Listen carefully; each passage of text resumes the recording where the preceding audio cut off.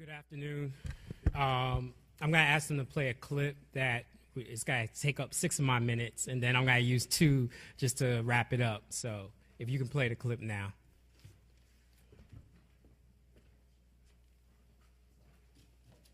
Of culture as a strategy for social change, not just preceding social change. I think of it as a different experience. So I feel like that culture is a glue that keeps us in the same conversation together. There is nothing more powerful than words and images to create and shape attitudes and behavior. It's really important to change the general attitude and the attitude of the people themselves as to what can be accomplished. It just seems to me there's assault on the black man, imagery. As we look at this black male reimagined, I think there's so many different layers of this conversation. And I think what's missing, and I think what we try to do, is put ourselves in a position where there's this almost contagious optimism that the probability of success is there at every level. We have a situation where the young people have all these external forces telling them who you are. You got kind of like 2 different images. You know, if you're seeing a 6'6" black man on the basketball court, oh, he's friendly. He's Michael Jordan. You see that same 6'6" black man, 9 o'clock on 125th, you know, he's a killer automatically. What does the black male look like? What do they assimilate to? What cultural drivers are they supposed to be buying into? How do they present themselves? We have to come up with an aspirational idea of what we want the black male to be. This is reality television. It is one of the dominant modes of television now for a variety of reasons, and the people who produce it openly say what we're looking for is stereotypes. We have to allow for the self-construction, for the self-expression, so that we can see the myriad ways in which black males exist as human beings and not as stereotypes. Black people, black men, but black people are phenomenal media consumers, phenomenal movie consumers, phenomenal. We know that, but how come that doesn't translate? It will translate. We just don't understand our power. For the first time in our history, we are in a position to create our own images. We have an ability with these artists and with these record companies and with these television stations to put forth to them whatever the community gives us. Those of you who are in the business know the noise out there is fierce, right? I mean, you just are constantly competing with paid messaging that really wants to distract folk and get them thinking about something else. Building a brand, particularly if a brand exists already, is a tough thing. Absolutely. And changing people's perceptions about that is tough, but it can be done. I think that when you're talking about reimagining the black man, I think we got to start there with the product. We got to start with the black man himself and create real honest sort of stories about the success and the positive stories that exist out there. The media is not broken. Television is not broken. It is doing what it's supposed to do, which is to disempower us and our families.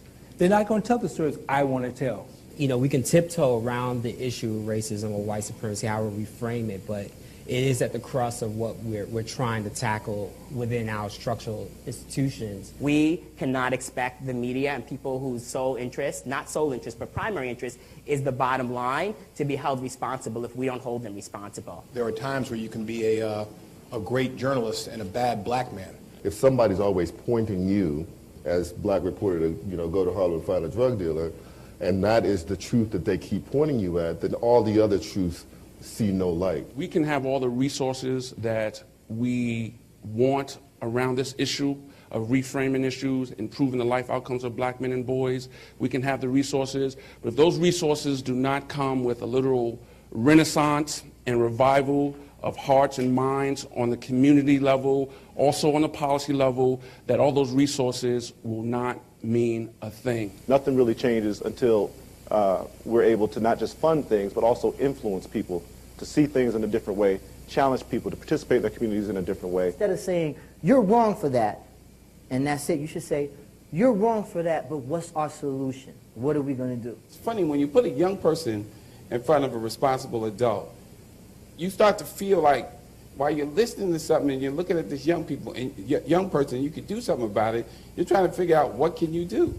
We got a lot of work ahead of us, a lot of work to do. But I do think that what we have in our hands right now is a different world, because in fact we can connect to communities like we've never been able to do before. And in doing that, we can create links between those communities, and technology allows us to do that. But I do believe that one thing we've talked about a lot today, and it's something I care deeply about, and it's been a big part of my life, is that storytelling can really do that.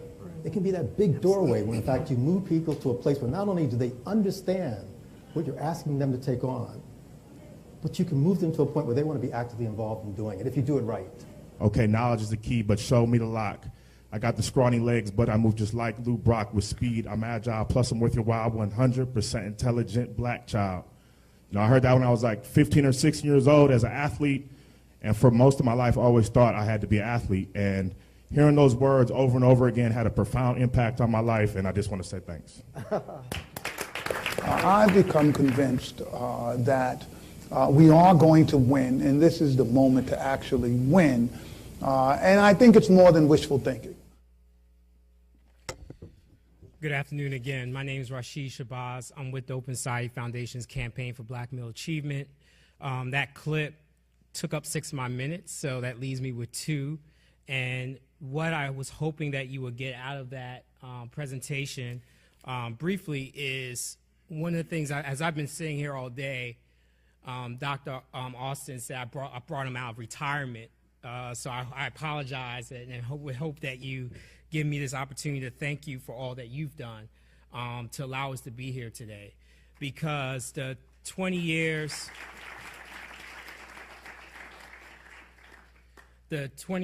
of this work, I actually know it's beyond 20 years. This is actually a legacy of work of freedom and liberation for our people since we were brought here on these shores. And so I think of a Jawanza Kajufu, who's not necessarily lifted up all the time. I think of a Hakeem Abuti, who's my mentor with Thorough Press, whose books ignited my passion. I think of the Nation of Islam, which I grew up in. I think of the Christian church I grew up in. So like I joke sometimes with Sean, if you've heard me sometimes you'll get Martin, sometimes you get Malcolm, depends on the day, how I'm feeling. I'm feeling a little Malcolm right now. But that said, and because I have 1.5 minutes left, what I just want to run through quickly is that I do believe that the future is bright. I do believe that our future is bright because in darkness, the only thing after it is bright. And that the future, as I've been saying to Sean recently, is that the future is now. And what I mean by that is it's kind of the Buddhist idea of mindfulness, that we have to submit ourselves into this moment and grasp it for what it is, rather than thinking about the future and thinking about the past. The fact that we're even in this room is a demonstration that the future is bright. And so I just want to keynote that, the keynote of our innovation that Dr. Austin was talking about. Our keynote as black people is that we're innovators, that everything that we've come through is the fact that we're going to win. So I want to start with that premise, is not to, even though we're depressed, which I get, even though we're unhappy, which I get, even though I'm sad and I feel broken at times, which I am, I know we're going to win. And I say that because there are a lot of young people out there who look at us as hypocrites, because we sit in this room, and to Ron Ferguson's points is that we don't give them their North Star. We try to give them our North Star. And the fact is, what this whole thing about strategic communications for me is about telling our stories so you can tell your story. This isn't about Rashid. I'm happy to be up here. It's an honor to be up here. But I'd rather be home with my daughter, to be honest with you. You know, that's who I've been thinking about all day. It's my daughter. Black men and boys, I'm excited about. But I love my family. And I'd rather be at home not fighting this fight, but rather be at home raising my daughter. And so the reality is, we're at war. And that's what my mentor would say to me. If Hakeem Abuti was here, is that we as black people are at war. And if William Buster is saying we're going to talk truth, let's talk the truth. The fact is the moment we were brought over here on these shores, we've been at war. And I'm happy to have white allies. I'm happy to repair the breach and have dialogue. But I'm letting you know, my dialogues with black folks. That's who I love. That's what I think about. That's what I'm committed to. And so when you meet Rashid Shabazz, that's what you're meeting, is someone who loves humanity, but the starting point is black people for me. And so that's not to say it's not welcoming or opening to community, but that's my North Star. That's what's in my heart. And so that's the starting point for Rashid, and why I think of a Marlon Riggs, why I think about the individuals who came into this work. Marlon Riggs, if you don't know the ethnic notions of color adjustment, his work was really what spoke to me and why we ended up coming to this space around communications. And so I'm just going to walk through quickly. This slide highlights our strategy. No, we did not stumble into this. Know that we're not tripping on these things. We are strategic tacticians trying to figure out how we win. And these are the ways in which we do it. We partner with Knight Foundation, with Brother Trabian. We partner with Kellogg on a number of our portfolio pieces. And we partner with all of you who some of the rooms, and if you're with the CBMA family, please stand up so we can recognize you. Ron Walker, Stephen Powell, Harlan, Ron Mincy, other individuals, Damon Hewitt. Damon, please keep standing up. Decker, stand up.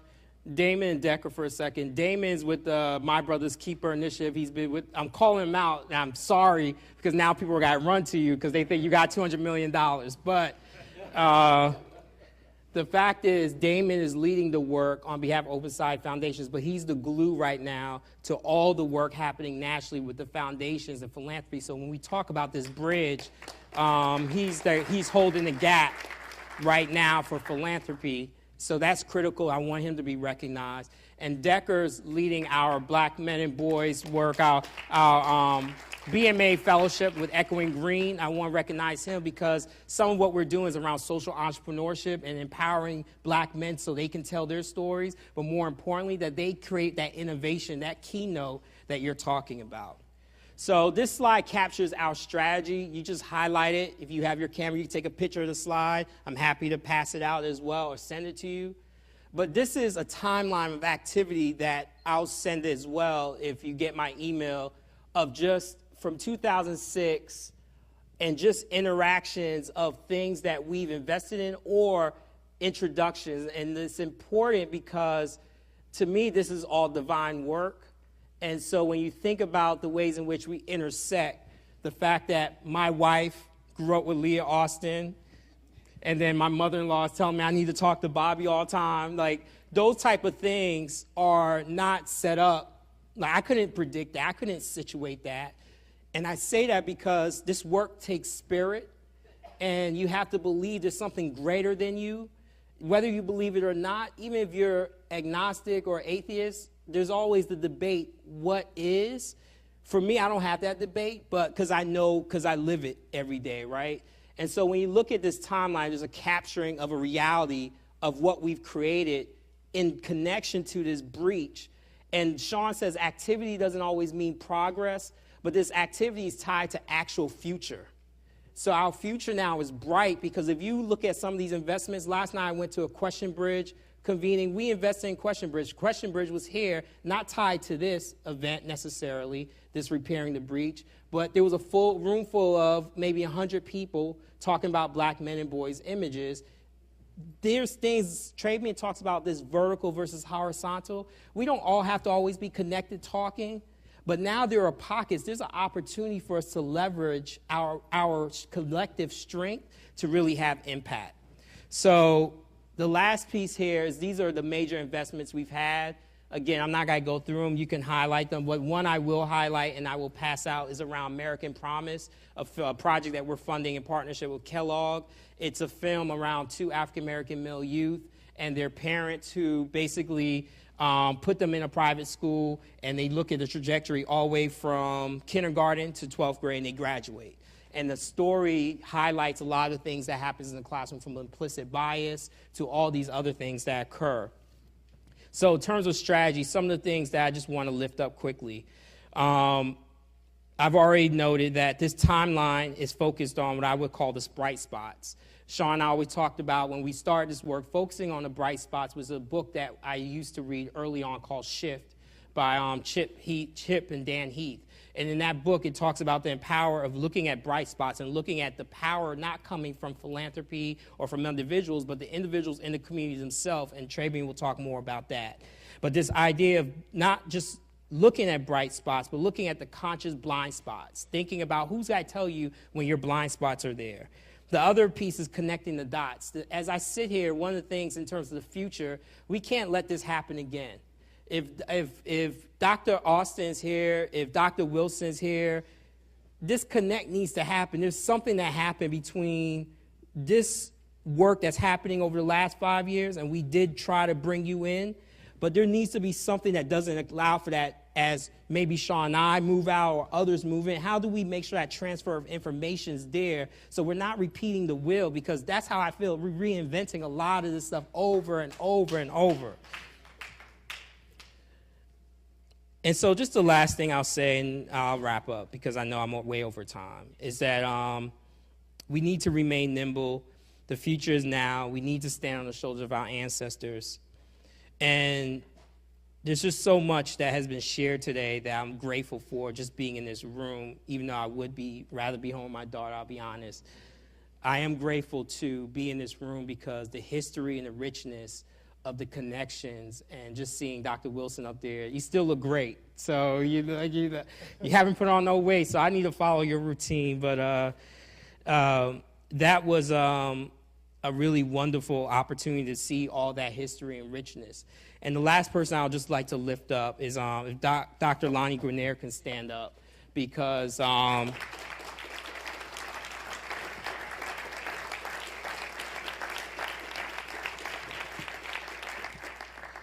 when we were at the foundation, we didn't really talk much about this, but Lonnie Grenier wrote a book with Gerald Torres called The Miner's Canary.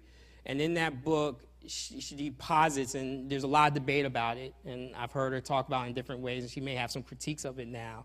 But the simple aspect is looking at the broad statistics facing African-American males and using it as a way to let us know what could be possible for this country if we don't correct that. That the idea that these black males are the canary in the mine, that they can let us know how sick or how damaged our society may become. And so one of the things that struck me when Dr. Austin was talking is I do agree about dialogue, because I do care about my white brothers, I do care about my white sisters, but I don't want that to happen because they're starting to hurt. Right? I want it to happen because they care as much and love as much as I do for them as they should for us. And so now that they're hurting, that shouldn't mean that somehow we need to somehow help them solve their wounds. They need to also take up some of that responsibility with us. And so I agree with the dialogue, but I also believe that, like, because you're hurting, you're fearful of what's happening and crumbling around you, because Ukraine's happening. There's a lot of global things that we are not taking into this conversation. Doesn't mean that we need to somehow now solve their wounds just by ourselves. So I agree with dialogue, but I agree with dialogue with the context of self-love, self-improvement, and self-advancement, and making sure that we are self-determining. And so that's the last thing I'll say. And I'll just say that Seize the Moment was the publication I wrote in partnership with my colleague. I'll pass it out. And Trabian, I apologize, because I know that you have a lot to say.